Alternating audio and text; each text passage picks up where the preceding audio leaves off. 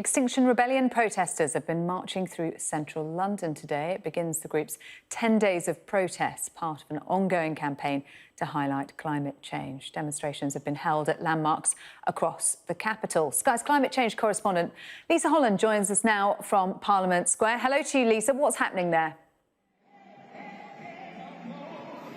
Hello, Sarah. Yes, Parliament's back, and so is Extinction Rebellion. The climate change movement, which has been understandably quiet throughout the pandemic, is now gathering in Parliament Square here.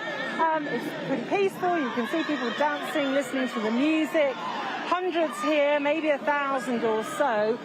They've been marching here from various corners around central London, such as Buckingham Palace, such as Trafalgar Square. But it has to be said that there have been a small number of arrests so far today of people, I think, largely kind of blocking the roads. I mean, remember Parliament Square outside the Houses of Parliament in Westminster is a pretty central thoroughfare going right up towards Downing Street. Nobody can get around here at the moment. The police are just monitoring the situation, certainly not taking any kind of action to sort of clear the roads and move them on.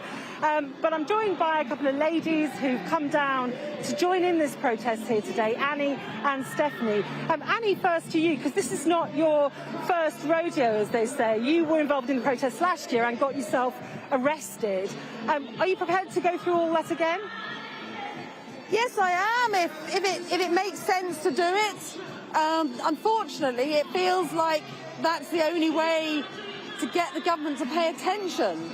They're so distracted by firefighting. I mean, clearly COVID and Brexit are massive issues, but this is coming up like a tidal wave behind us, and we're just not looking, because we're always looking in the short term. So yeah, if I have to get arrested, I will. And the vast majority of people understand we're in a climate emergency, understand the importance of tackling climate change. But where it goes wrong for a lot of people is that some say that you alienate them by causing the kind of civil disobedience, the civil disruption which affects their lives, such as hitting the tubes last year, people not being able to go about their business and go about their work.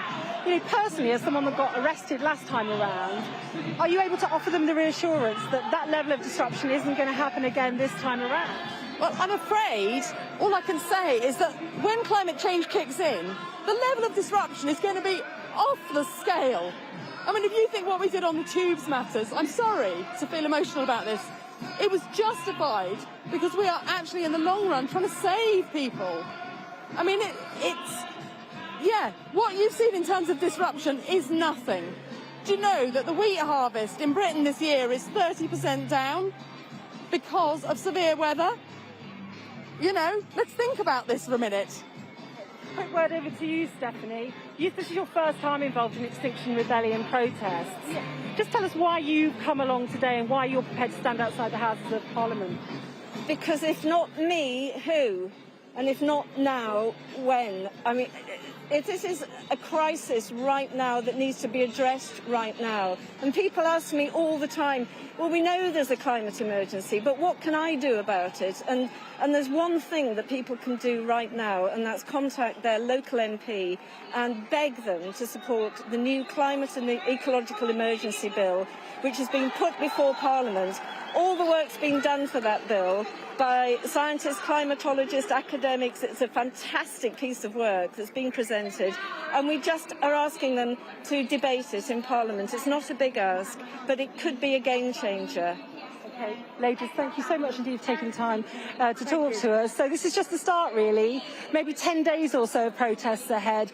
Peaceful at the moment, but I think we've heard from lots of people. I was talking to the co-founder of Extinction Rebellion an hour or so ago, who was saying that actually they can't guarantee what the style of process will be or just how much disruption could be caused. Lisa, thank you. And we'll have a special programme focusing on climate change on Sky News next month. Climate after COVID, a green recovery.